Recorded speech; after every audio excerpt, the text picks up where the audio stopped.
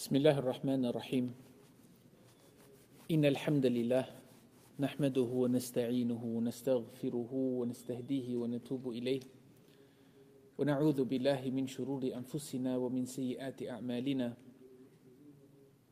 من يهده الله فلا مضل له ومن يضلل فلا هادي له وأشهد أن لا إله إلا الله وحده لا شريك له وأشهد أن محمدا عبده ورسوله صلوات الله وسلامه عليه وعلى آله وصحبه وسلم تسليما كثيرا أما بعد يا أيها الذين آمنوا اتقوا الله حق تقاته ولا تموتن إلا وأنتم مسلمون. Tonight inshallah azza wa jalla ahibati, as we continue from the book of the great scholar, the contemporary great scholar Sheikh Abu Bakr al-Jazairi rahmatullahi alayhi, his very unique tafsir book, which is Nida'atul Rahman li Ahli al-Iman, the proclamations of the most merciful to the people of faith, where he specifically focuses on the ayat that Allah Rabbul Alameen addresses the believers, calling out to them, Ya ayyuhalladina amanu, O you who have believed.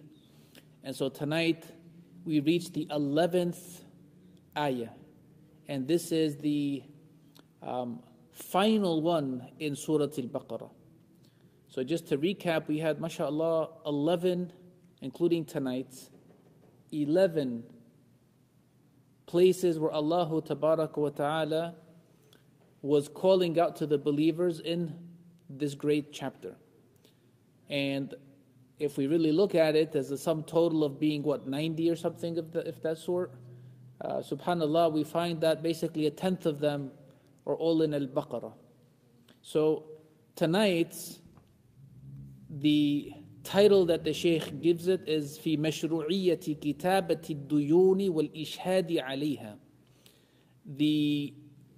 Not just the permissibility, but the religious mandate to write down and record debts, as well as having witnesses present with regards to what there's going to be of them.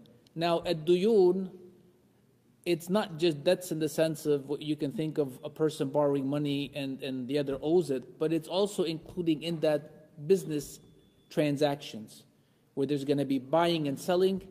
And as we'll come to see, that it's not always the case that you have the money up front or to basically, purchase. So there's going to be this aspect of going into debt through a business transaction and ensuring that it is recorded, it is written, and that there will also be witnesses to best ensure what we're dealing with. Now, before we read the ayah, and this is considered to be the longest ayah in the entire Quran.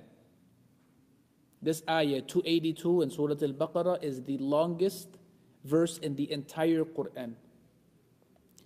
And it should help us to acknowledge the importance of documenting our financial transactions, because when it comes to discrepancies and conflicts due to money, it's perhaps at the top of the list. And it may not necessarily be due to anything malicious or evil, but people's memories, people's understandings, sometimes even the cultures in the perception of how they view things and the usage of language may be different, such that it's going to cause something of miscommunication or something of a conflict. Therefore, Allah Rabbul Alameen is guiding the believers as a whole. Put it in writing. Make sure that what you have in writing is going to be agreed upon by both parties. Have the witnesses also present, so that this way, as everything is completed and people go on their merry ways, if anything were to happen tomorrow, a week after tomorrow, however long after the actual time for that transaction, there's now something documented, as well as the physical presence of the people who were witnesses. So the ayah. Ziyad, let me have you read it for us if you don't mind. Grab that mic over there if you don't mind, inshallah. Huh? You can use the what do you call it if you'd like, inshallah. Go ahead.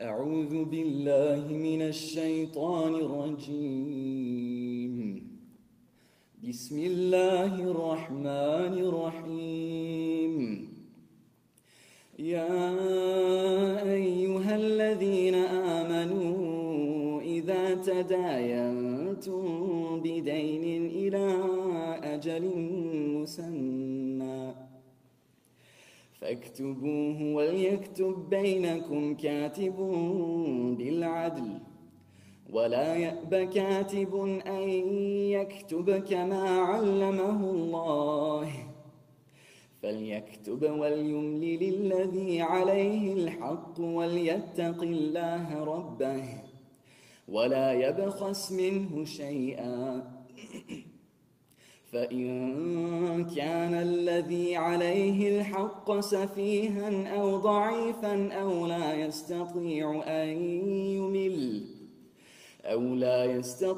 أن يمل هو فليملل وليه بالعدل واستشهدوا شهدين من رجالكم فإن لم يكونا رجلين فرجل وامرأتان ممن ترضون من الشهداء أن تضل إحداهما فتذكر إحداهما الأخرى ولا يأبى الشهداء إذا ما دعوا ولا تسأموا أن تكتبوه صغيرا أو كبيرا إلى أجله ذلكم أقسط عند الله وأقوموا للشهادة وأدنى ألا ترتابوا إلا أن تكون تجارة حاضرة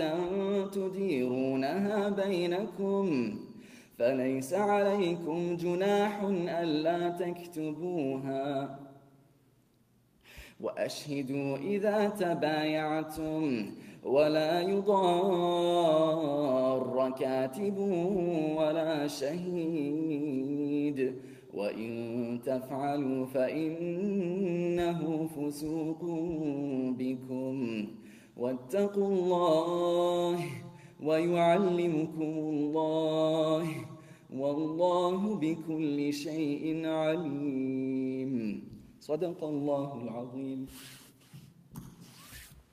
جزاك الله خيرا. ما شاء الله عليك.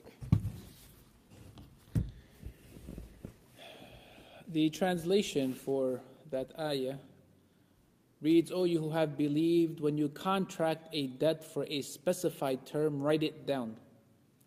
And let a scribe write it between you in justice. Let no scribe refuse to write it as Allah has taught him. So let him write, and let the one who has the obligation dictate. And let him fear Allah his Lord and not leave anything out of it.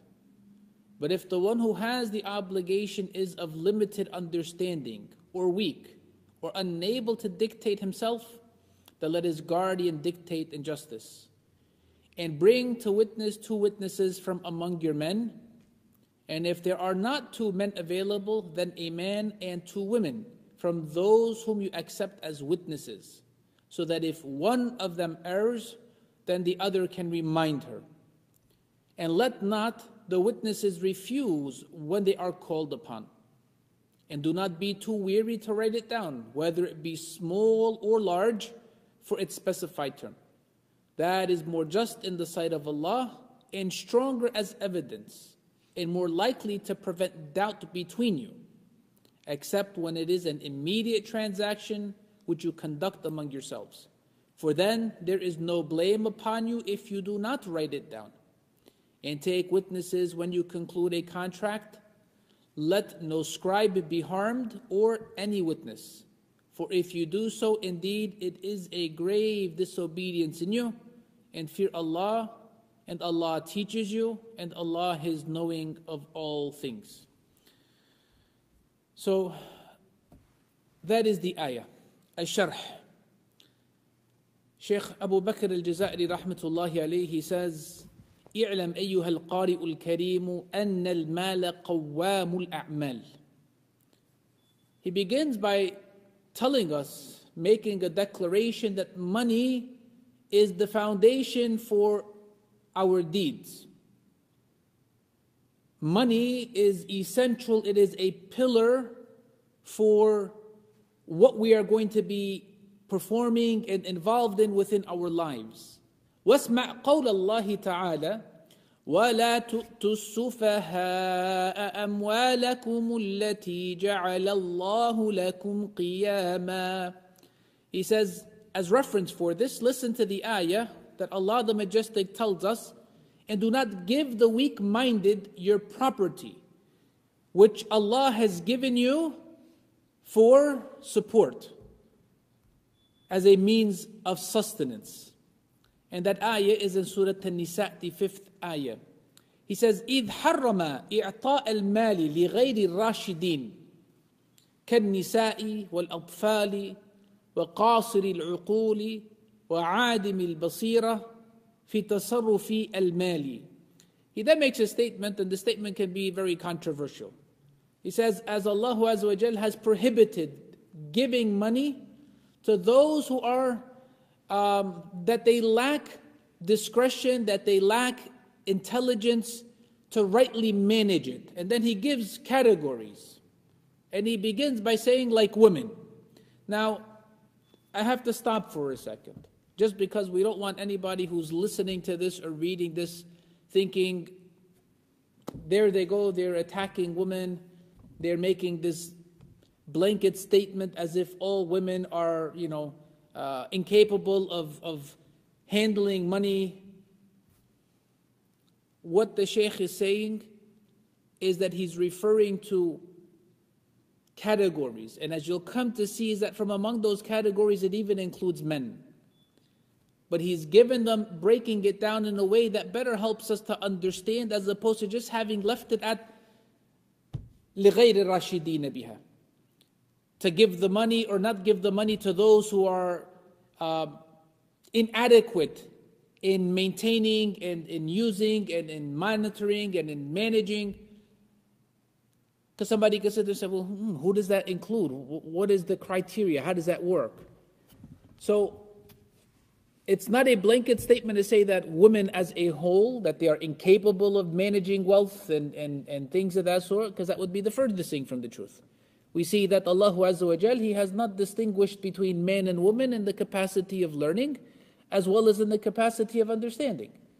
But culturally speaking though, this is something that we want to pay attention to. Because in some of the societies, especially at that time, and it still continues to be the case today, men were the primary merchants, they were primarily the businessmen, therefore they were the ones who really were engaged with wealth and business, therefore they had the greatest experience. Women were not as open within those types of markets and societies to be engaged such that they would have the same opportunities and advantages. And you'll still see that in some cases today, where there's third world situations, where there's been war, where there's poverty, where there's etc. That sometimes you'll find that unfortunately the opportunities are still going to be lacking for our women in a way that the men are not disadvantaged. So just to put that clear, it's not that there's anything against the women. A lot of the times I know brothers who, mashallah, they say that the woman handles the finances in the house. She does the record keeping, she pays the bills, she does all of that sort of stuff. There's nothing haram with that. Let nobody think that, oh my God, if the woman is doing this as though you're engaging in a major sin or you're doing something wrong. Absolutely nothing wrong with it. The second category that he mentions are children. Right? Children.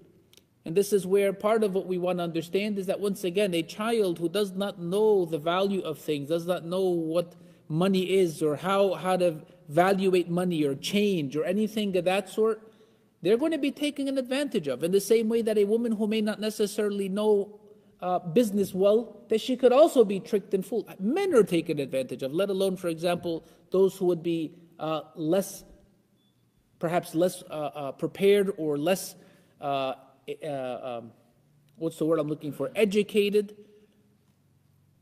He then also mentions those who, with regards to their mental capacity, that there's clearly something of a deficiency that's there, right? And this is a very broad category. You'll find some folks where maybe they're normal, but the intellectual capacity is something that's weak. There's something that's not right. And therefore, with regards to their ability to really go ahead and process and maintain something of these business transactions and bookkeeping, etc., they may not necessarily be capable of doing that. And then he mentions عادمي البصيرة في تصرف المالي, as well as the folks who, when it comes to wealth management, they just don't have the wherewithal, right? And let's be honest, Allah has endowed, subhanAllah, some people with gifts, and there's others who lack those gifts. There's some folks that when it comes to wealth management, mashallah, they're good. They're frugal, they know how to do shopping and search for the deals, they know how to balance a checkbook, they know how to do all of that sort of stuff. And then you got other folks that are on the opposite spectrum. They have no idea what a good deal is. You know, the wife tells them to go buy something, they go back home and the wife yells at them, "You bought that full price, why didn't you get it on clearance or the sale?" And he's like, "I don't know anything about sales or clearance, or what are you talking about?" They don't know what they're doing. All of these folks, it is not permissible to give them money if they are incapable of truly understanding what the value of that money is, how to correctly use it for purchasing power, and to not be exploited by the other side of whoever it is that's going to be involved.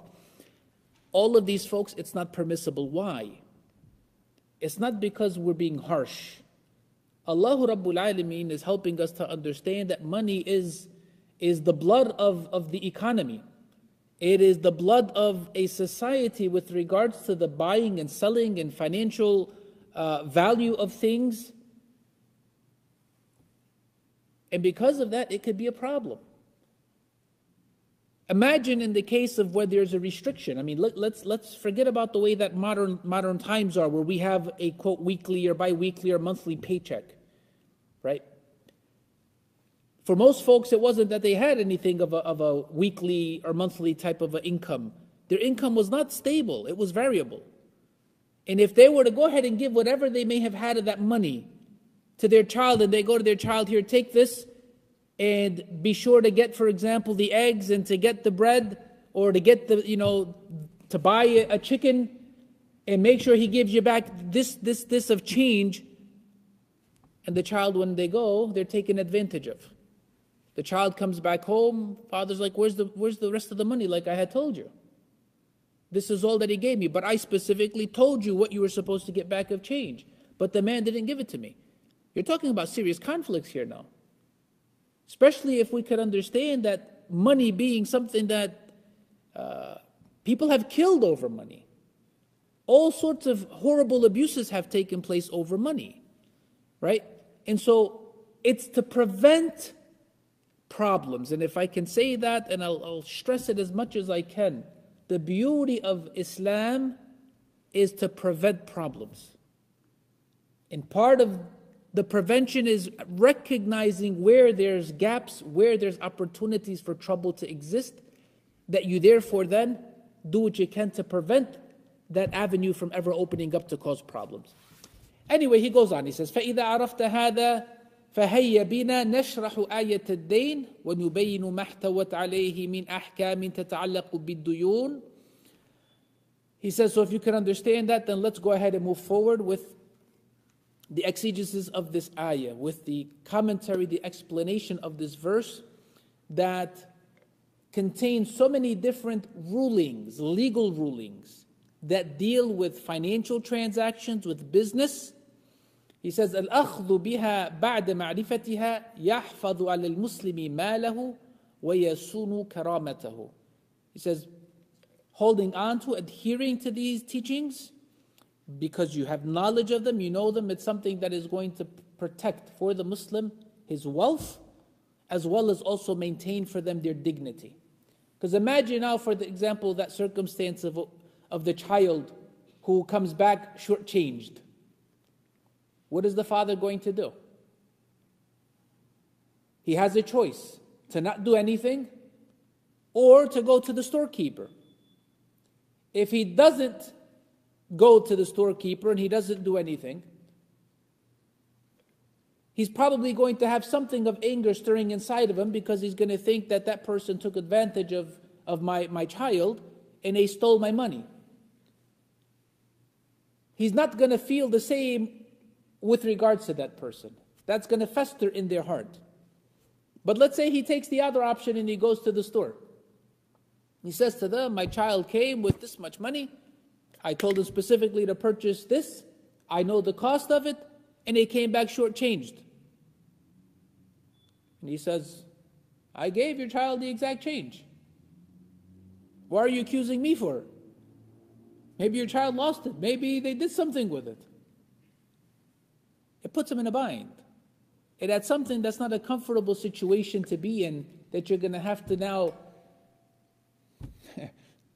Is it your child who messed up, or maybe is taking advantage of you, or they lost the money because they don't know better, or was it the guy? What proof do you have? You don't. And so your dignity is something that is unfortunately put into question here. So now the ahkam. And just so that you know, he basically lists here 13 of them. Excuse me.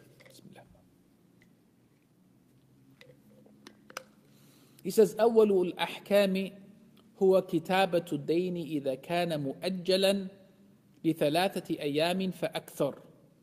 ودل على هذا الحكم قوله تعالى: يا أيها الذين آمنوا إذا تداينتم بدين إلى أجل مسمى فاكتبوه.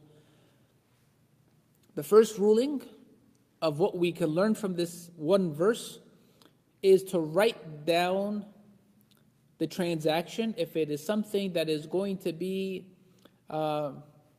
deferred, that it's not going to be instantaneous and on the spot. Now he gives a time frame saying 3 days or more. To be honest with you, this is something that really goes back to urf. It goes back to the customs of the people, of what they consider to be short term, or the opposite of it, which would be medium or long term. So if it is that in a person's country, they consider it to be, 3 days or more, that's when you're supposed to write this down, no problem. If they look at it at anything being, before the store closes at 4 o'clock or something of that sort, then whatever the culture is. So that number 3 days, it's not something that is specifically mentioned in the Quran that has to be looked at as being, well, this is the criteria, this is what we're sticking to. And he mentions that we get this ruling of having to write things down, is what Allah Azza wa Jalla says: "O you who believe, when you enter into a business transaction that's going to conclude in some form of a loan or some form of debt." Excuse me.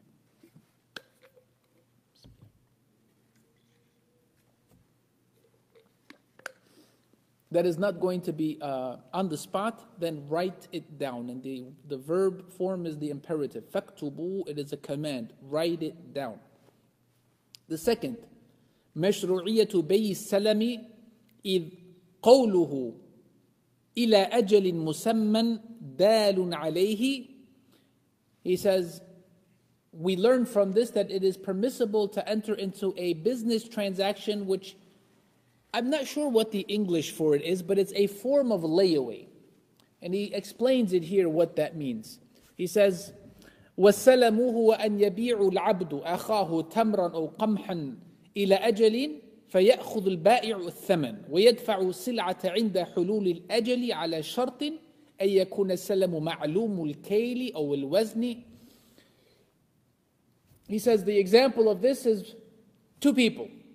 One has the money up front, the other doesn't have the product there.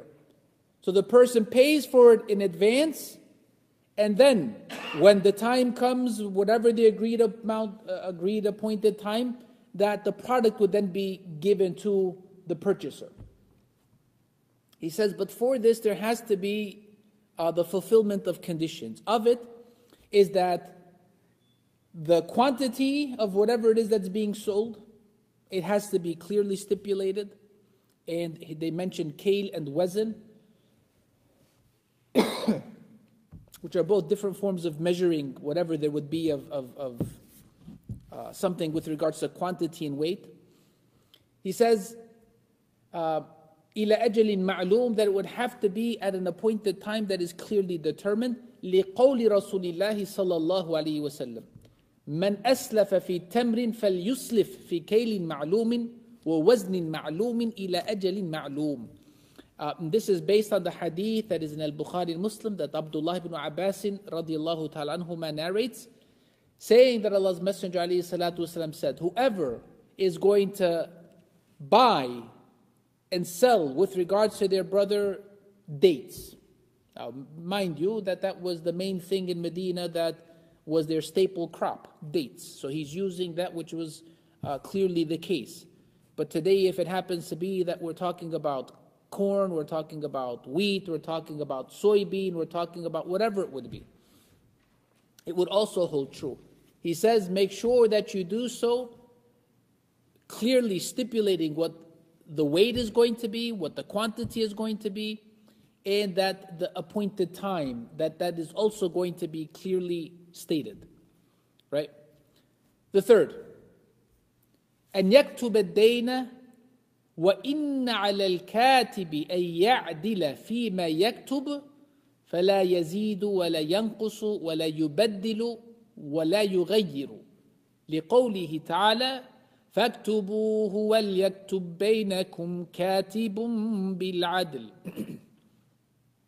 The third is that with regards to the writer, the scribe, the one who is documenting the transaction, they have an obligation to make sure that what they are writing is going to be precise, it is going to be accurate, and that's how it's going to be just, it's going to be fair, which means that they cannot increase anything from what the reality is, take away or decrease anything from what the reality is, modify or change anything.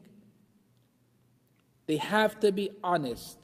And that's what Allah Azza wa Jalla is saying, commanding, write it down, and let the writer who is writing this down between them do so with justice, justly. In case anybody's wondering, well, why would that be stated? Because once again, you got to understand that money is going to be tempting. Right? It's going to be tempting. And this is where you find, even like in today's business things, where somebody says, you know what, the real price is this, but go ahead and write it down as though it's more, and what I'll do is when I get reimbursed from, whoever it is, I'll give you a kickback. Right? Stuff happens even till today. There's all sorts of illegal things that happen with regards to money. Temptation is going to be there.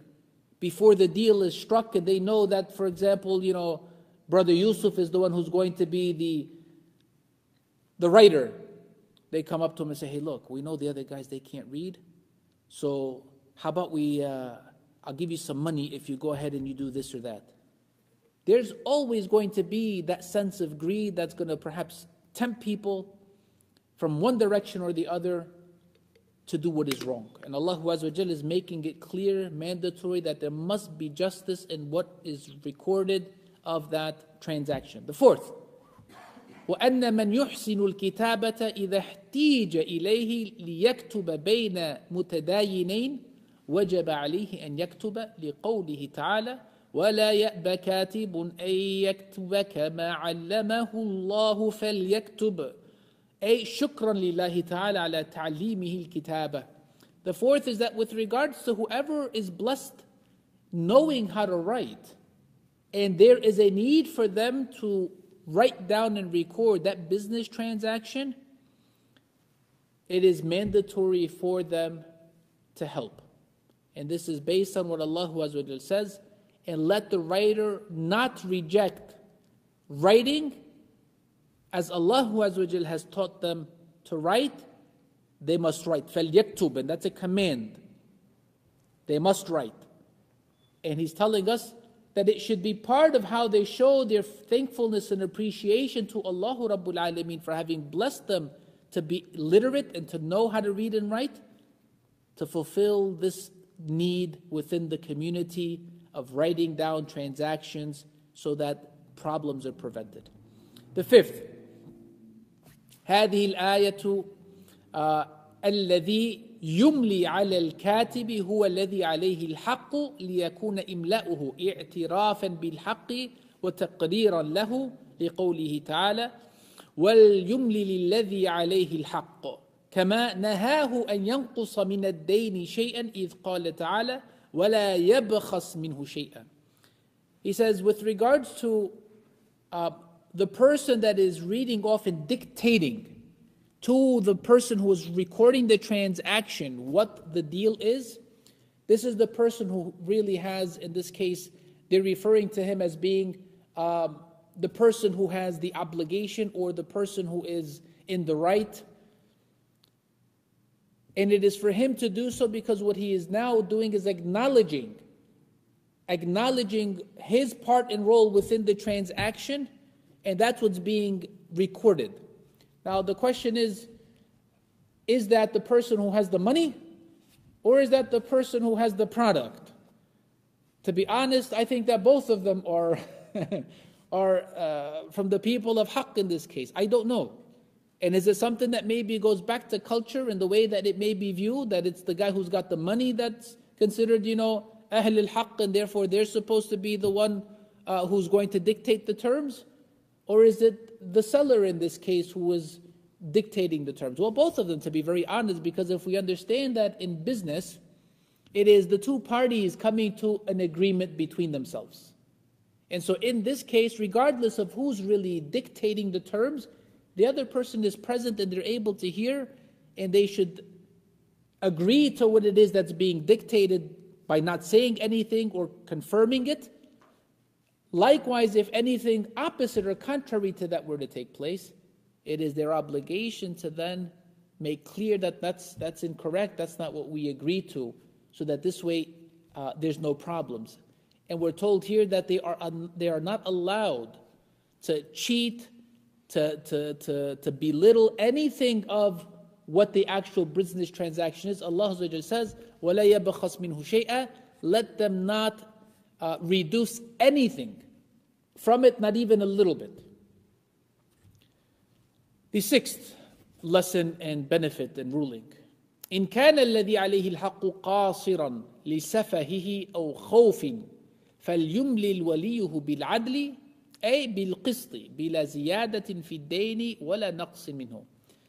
So if and when we're told here in the case of the person who is, again, the person of right, the person of authority, or the person who is involved in this transaction, if they happen to be someone who is, for example, like a child or someone who has something that inhibits them from being effective during that transaction, that they're not going to be able to fulfill it correctly, they're not going to be able to ensure that whatever it is of the agreement, that it is as it needs to be, then there must be an appointee for that person to make sure that they are going to correctly and justly fulfill that role as a proxy for them.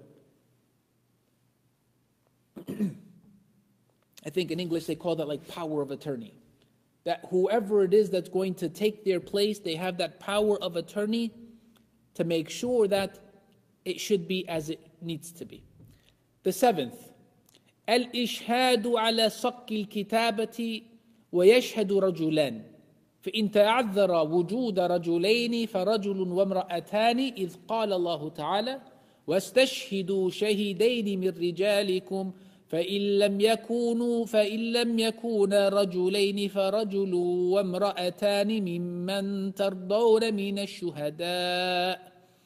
The seventh is having witnesses present to be witnesses to the contract. And the witnesses need to be two men. And if it cannot be two men, in place of each man, that it needs to be two women. Allah Azza wa Jal says, and let there be 2 male witnesses from among yourselves, and if there are not 2 men, then a man and 2 women from those whom you are pleased with as witnesses. The 8th, حرمة رفض الشهود الشهادة رفض الشهود الشهادة إذا دعوا إليها وتوقف في حق المرء على شهادتهما إذ قال الله تعالى ولا يأبى الشهداء إذا ما دعوا أي لأداء الشهادة. The 8th is that it is not permissible for witnesses to reject being witnesses when there is a need. When there is a need, because the rights of these 2 parties in this transaction are now being prevented. They are being brought into jeopardy. Why? Because the witnesses don't want to be there. Somebody may say, why do you need the 2 witnesses if it's being written? Imagine now, once again, we're talking about a society where the majority of the people did not know how to read or write. And if we look at, historically speaking, why the Catholic Church is the wealthiest organization in the world, it said that because one of the reasons was that the majority of the people, not just in the Arab world, but in the world as a whole, they did not know how to read or write. And the church would go ahead and write something down, and in it they would also stipulate that, for example, they would get a certain percentage, or that if the person died, then the wealth would transfer over to the church, and so on. Well, the person, if they don't know, in the same way that in a contract, if a person does not know how to read or write, and the person who does is writing it down, and it's just me the buyer, you the seller, I know how to read and write, you don't, we're agreeing on buying, for example, or selling you whatever it is, I could have sold you a lemon instead of what you really had agreed to. When the time comes for me to give you the product, I've taken your money. You come to get it, and I give you, and you're saying, what is this? I say, that's what I sold you. You say, no, that's not what you sold me. I say, sure it is. Here, look at the paper. You say, I don't know how to read the paper. Okay, well, let's bring it to the judge. The judge knows. Okay, so you go for the judge. Judge reads it and says, according to this paper, it shows that you bought a lemon. No, Your Honor, I didn't buy a lemon. I bought a lemon tree. Well, it says here a lemon. I took advantage of you. But if there were to be witnesses there and it is being stated as it is being documented, when the time comes and you come and you pick up that lemon and you say, wait a minute, that's not what I agreed to. So all of a sudden you say, you know what, go get Muhammad and Abdullah. Muhammad and Abdullah, come here. What happened? We were witnesses. What we witnessed of the transaction was that you sold him a lemon tree. And he paid for a lemon tree, not a lemon. So these witnesses are essential, especially because we're talking about the aspect of illiteracy and people can be taken advantage of.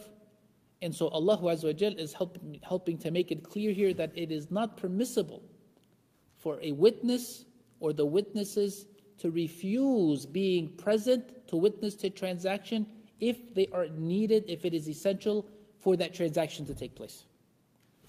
The 9th, and we're almost done.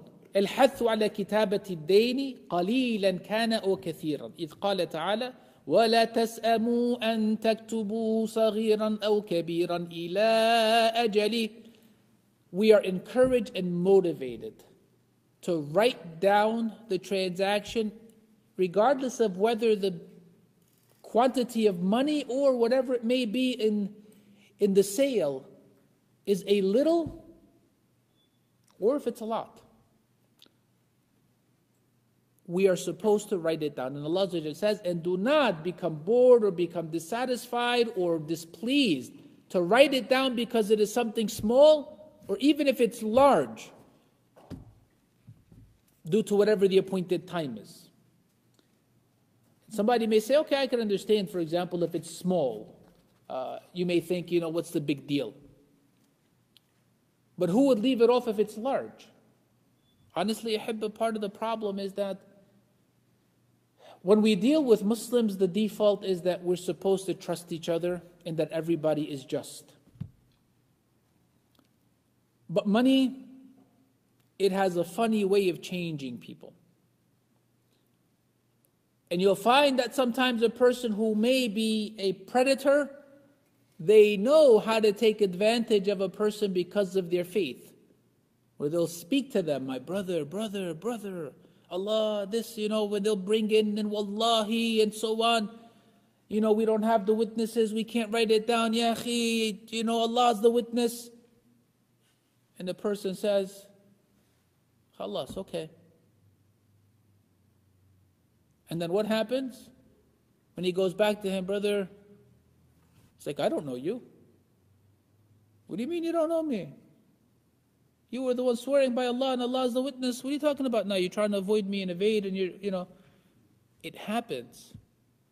It happens more than you would believe. And it's unfortunate because the last thing of what a believer should do to another believer is to wrong him, because the golden rule, which is there for all human beings, not just if you're dealing Muslim to Muslim or anything of that sort, but especially Muslim to Muslim, because if you're thinking about, and again, I'm not saying that by saying especially Muslim to Muslim that it's permissible to wrong anyone of a different faith. No, not at all. You can't cheat, you can't steal, you can't rob, you can't wrong, you can't exploit. None of that is permissible. But when you're talking about people of your own faith, it's as though you're talking about your own family. How are you going to take advantage of your brother? How are you going to take advantage of your sister? How are you going to take advantage of your cousin, your uncle, your aunt, how are you going to do that? It happens. The 10th.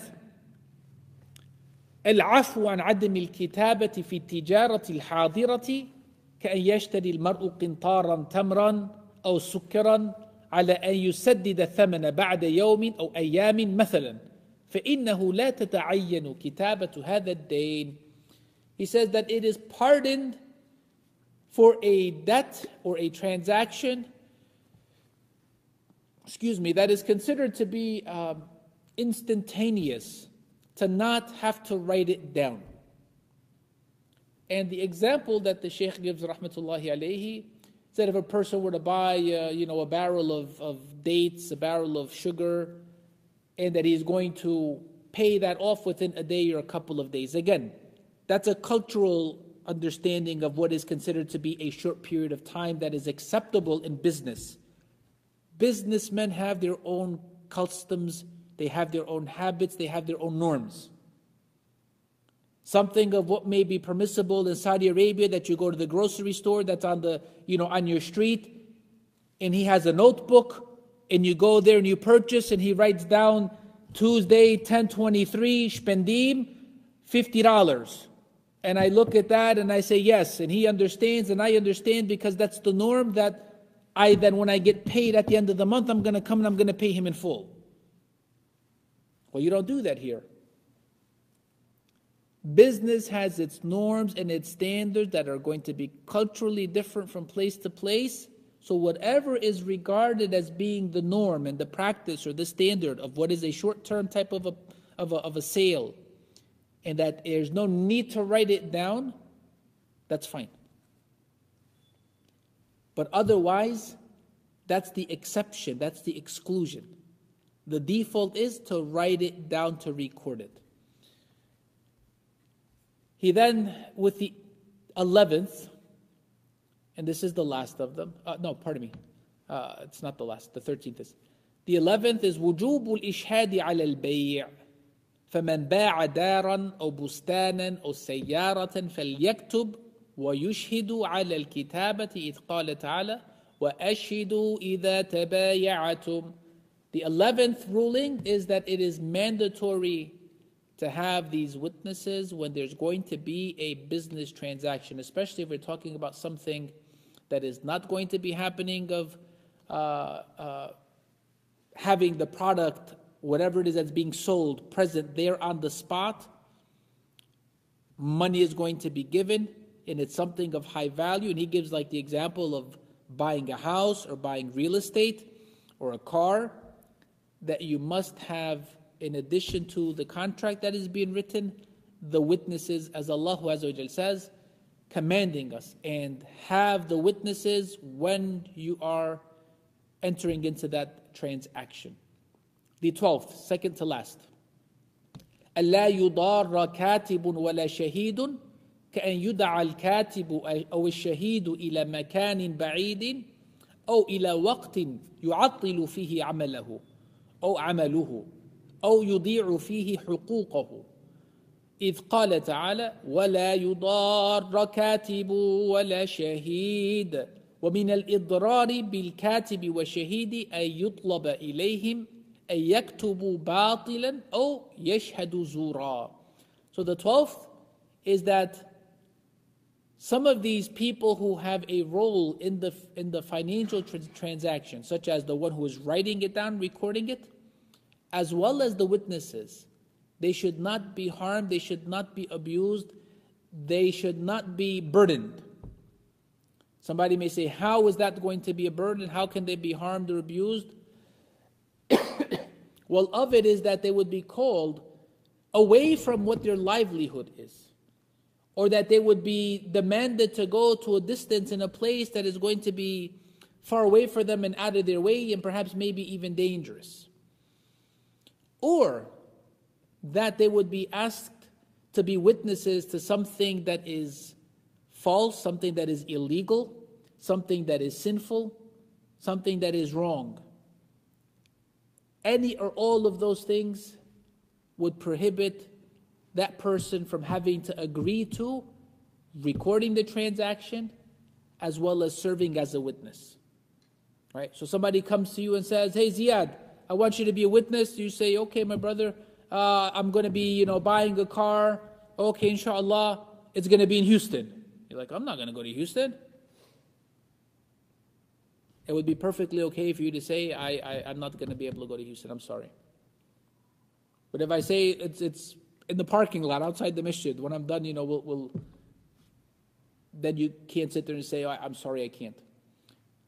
So it's not meant to be something that is going to take away from, hurt, abuse in the least those who are involved. The last pointer is al-amru bi taqwa Allah ta'ala wa wa'di Allah ta'ala lil muttaqin bi an yu'allimahum ma yanfa'uhum fi dunyahum wa ukhrahum bima yu'tihim min nurin fi qalbihim fi qulubihim يفرقون به بين الحق والباطل والراجح والخاسر إذ قال تعالى يا أيها الذين آمنوا إن تتقوا الله يجعل لكم فرقانا. He says the last ruling of what there is of teachings here is the command of Allah Azza wa Jal to be mindful of Him, to be observant of Him, to be aware of Him with regards to everything of what He has of His promises as well as what He gives of warnings in this ayah with regards to the transactions, etc. And this is especially for the believers to pay attention to. Why? Because Allah Rabbul Alameen, if we are going to have that taqwa, if we're going to be mindful, if we're going to be conscious of Him, Jalla wa Ala, He is going to benefit us in everything of our worldly needs as well as in our otherworldly needs, the life hereafter. And He says, and that is by Allah Rabbul Alameen placing divine light in the hearts of those believers, by which they're able to discern and differentiate between what is right and wrong, what is profitable and what is a loss. Right? When we're thinking about this from that aspect of business, many a times people, and subhanAllah, it hurts, where you'll hear about some folks where they'll be getting into a business venture after business venture, and family sees it, and they're trying to talk to this person, telling them, hey, look, you're being sold a pie in the sky. Don't do it. This is a loss. You're going to lose your money and go into debt, and it's going to be, don't do it. Listen, stop. And yet that person, they're like, no, this is going to be my treasure. This is going to be my jackpot. This is the one that's going to bless me to retire. They're like, no, what are you talking about? Come on, it's no different than the other ones in the past where you've lost and, you have these issues of creditors and people and so on. They say, no, I'm going to prove you wrong. This is going to be the one. Unfortunately, that person has not been blessed with that sense of nur in their heart to differentiate between what is real and what is a fantasy, what is a fake, what is a phony, what is a lie, what is a scheme. And they're not able to really look at something to tell what is going to be really something of profit and what's going to be the loss. You have people, believe it or not, that are experts in exploiting others. For example, Craigslist. Look at a car. You want to buy a car and you see this deal that's like, you're like, oh my God, I can't believe this. Really, like a 2016 with this low mileage and they're only asking like this much money? No accident, it's not salvage, it's not whatever. And you contact the person. They say, yeah, I'm in a financial crisis and whatnot. I need you to go ahead and MoneyGram me the money or whatever the case is, and I'll ship you the car and I'll give you the... Somebody who doesn't know any better sitting there thinking, man, I'm going to get me a $10,000, $15,000, $20,000 car for like a fraction of the price. Inside there's something telling them, wait a minute, something's not right here. But there's that sense of, I don't know if you want to call it greed or false hope, to think that, yes, well, there's folks that are making money off of these types of schemes, as well as Ponzi schemes. These guys recall not so long ago, Bernie Madoff or whatever his name was, right? I think he ended up committing suicide, no? Or was it his son who committed suicide? He got away with billions of dollars, if I'm not mistaken, millions of dollars, if not billions of dollars, with regards to a Ponzi scheme. What is a Ponzi scheme? It's kind of like that pyramid scheme, where I come to you and I say, hey, look, brother, I got this excellent business idea. Now understand, this has got to be kept secret and it's got to be dealt with, because once everybody else finds out, then the percentage of profit it's going to lessen. But you coming in at the beginning, I'm going to be able to give you 20% on your return. So I get $1,000 from you, and I get $1,000 from you, and I get $1,000 from you. And what am I doing? I'm being smart. I take 20% of that 1,000. After that month, I go ahead and I give him that 20%, and I give him that 20%, and I give him that 20%. I tell him, look, there's still a great opportunity for if you have anybody else of who you know. And you're sitting there thinking, whoa, man, this dude's for real. He gave me 20%. So he goes and he tells all of his family and friends. And before you know it, you have hundreds, thousands of people that are not investing $1,000, that are investing their life savings. And in the end, what do? They walk away with that money, and everybody else ends up, playing pool in their pockets. This stuff happens all the time, and it's unfortunate.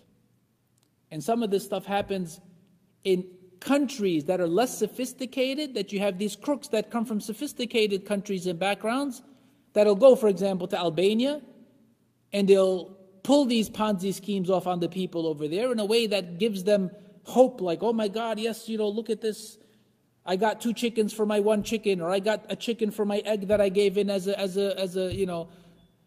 an investment. And he's promising me that within, a year, within 3 years, within 5 years, I'll be able to have enough to retire and own this much land and whatnot. And people give everything. And it's about luring you in. That nur is something we all need. Because when it comes to money, these greedy, selfish, evil people that exist in the world, they're always devising new plans and means and ways of how they can become richer off of the wealth, the sweat, the blood, the tears, the sacrifice of those who are poorer. And one of the ways to help us with that is to live with taqwa. And honestly, if we have taqwa, one of the things that we're going to also have is al-qana'ah, that we're going to be content. Meaning that we're going to be able to recognize what seems to be like a legitimate issue from that which seems to be too good to be real. And most of the time, that which is too good to be true is too good to be true, that it is not real. Therefore, we're not going to have such an eagerness and this nakun tama', to be so caught up in wanting to make and to have, and in doing so take risks that are unnecessary. He says, وَبَعْدَ هَذِهِ الْأَحْكَامِ, as we finish, التي اشتملت عليها آية الدين العظيمة فإليك بعض البينات الهامة. So after having covered these major rulings that this tremendous, this really important and significant verse focuses on, there's a few more little pointers that he wants to call our attention to. And the first of those is شهود المال لا يقلون عن اثنين وأما شهود الزنا فهم أربعة لا يقلون عنها. It says with regards to financial transactions, the witnesses, they cannot be less than two. But with regards to the witnesses for adultery, for fornication, they cannot be less than four. Somebody may say, why? Money is not to the same value and worth as dignity, as reputation, as respect, as family. If there's corruption in a money case, it's one thing. But when there's some type of a corruption in a family case, it is far greater than what money is. And so therefore the witnesses that are required are four for that, the family of immorality, and with regards to wealth it is two. The second, لا يشهد صغير ولا العبد المملوك. He tells us that a young child as well as a slave cannot be a witness. Now we don't have slaves these days, and I hope and pray that that always remains the case. And it's not just slaves in the sense of what we understand of owning somebody, but also in the sense of what we come to recognize at times. Can we plug that battery into the back of the camera, please? In the sense of what we also find sometimes of financial enslavement, where you've heard of sweatshops, where there are all sorts of businesses, and if it's not going to go nice and smooth, don't force it in. It can only go in one way, inshallah. Don't break it on us, bro. Where you heard of sweatshops, and part of what these sweatshops are is that you have somebody who's wealthy cramming all sorts of folks under the worst of conditions, sometimes not even paying them, just because they're in need, and it's as though their options otherwise would be nil. But the point is that neither of these are supposed to be witnesses. The third, وَإِن وُجِدَ شَاهِدٌ فَقَطْ تَتَمِّمُ الشَّهَادَةَ بِالْيَمِينِ. He says if there's only one witness and there's no way to have two, what has to happen here then is that there needs to also be a solemn oath, a swearing by Allah Rabbul Alameen by that witness with regards to what they are witnessing to of the transaction. So there's not two people, there's just shpendim. I have to then say, Uqsimu billahi al-azim, I swear by Allah the Supreme, that this is the transaction of what I am a witness to, that Yusuf sold Ziyad a lemon tree for $100, and he is going to receive the lemon tree from Yusuf in a week. Such that if now after that I mess up or I become who knows wishy-washy, etc., because I have taken Allah Rabbul Alameen into that oath, it makes it all the more severe. The fourth, and there's five and we're done. خير الشهود الذي يأتي بشهادته قبل أن يسألها للحديث في ذلك. He says, and the best witnesses are the ones who will offer their testimony before even having to be asked for it. So if and when those folks who have been a witness, there's now a difference, there's a problem, they will go before having to be called or having to be, begged to come and whatnot. They should understand that they have a strong role in resolving the conflict, in fixing the problem. They are the best, the ones who go before they're having to be asked. And the last is أول من جحد آدم عليه السلام فجحد بنوه لذا شرع الله الكتابة في البيوع والديون لحديث أبي داود رضي الله تعالى عنهم أجمعين. He says, the first person to have denied something was Adam alayhi salatu wasalam. And because of that, the children of Adam alayhi salatu wasalam have also rejected and have denied things that otherwise they had agreed to or were called to witness.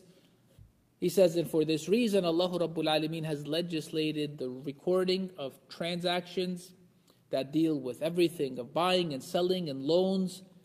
And we learn that from the hadith that is in Abu Dawood, and it is also in the Musnad of Imam Ahmad, and it is authentic. And with that we conclude, and Allahu Azza wa Jal A'la wa A'lam knows best. Wa sallallahu wa sallam wa baraka ala nabiyyina Muhammad. Any questions? Going once, going twice, going thrice. We ask Allahu Rabbul Alameen, as He is the one who has given us guidance in recording our financial transactions, that He give us the light and illumination and enlightenment and wisdom that we need with regards to how we better handle our money, how we make our money, how we use it, how we manage it, how we spend it, such that all of the above is in a way that is correct and pleasing to Him subhanahu. We ask Allah Azza wa Jalla that He keep those who are sharks, those who are evil, seeking to exploit the wealth of people, far away from those that they can hurt and take advantage of. We ask Allah Rabbul Alameen to increase us in beneficial knowledge and in righteous deeds. Allahumma ameen. Wa sallallahu wa sallam wa baraka ala nabiyyina Muhammad. Wa akhiru da'wana and alhamdulillahi rabbil alameen.